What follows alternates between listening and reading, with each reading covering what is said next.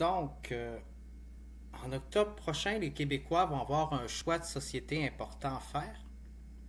Ils vont avoir le choix entre continuer sur cette voie-là ou changer d'air, changer les principes de la démocratie et de notre nation pour affirmer plus notre identité. On va avoir le choix de composer un prochain gouvernement selon les couleurs, selon l'attribution, selon la mentalité, la philosophie, selon les valeurs, la différence, la disparité et l'égalité et les sentiments d'équité, selon la représentativité de notre Québec actuel. Ça va être l'occasion d'élire un nouveau gouverneur général pour le Québec qui va représenter les Québécois.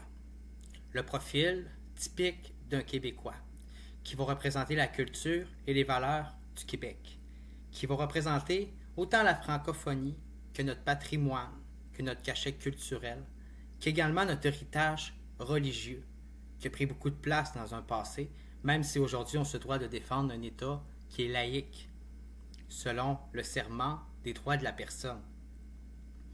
Le serment des droits de la personne qui devrait être en fait le serment d'un Québec des élus à son propre pays, qui devrait être le serment officiel de nos élus face au peuple, face aux droits de la personne et de la jeunesse au Québec.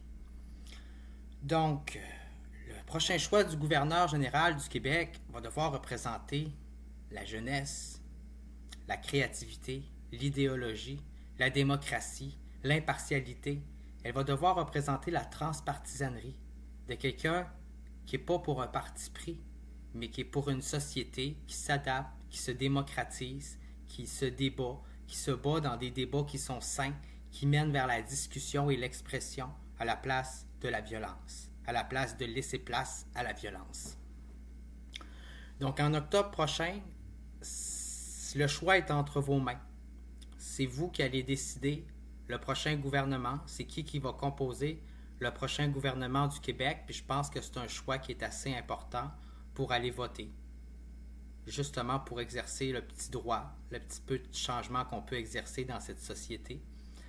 Donc, je vous encourage vivement à voter pour la personne qui partage le plus vos idées, vos valeurs, et qui vous ressemble le plus, au bout du compte.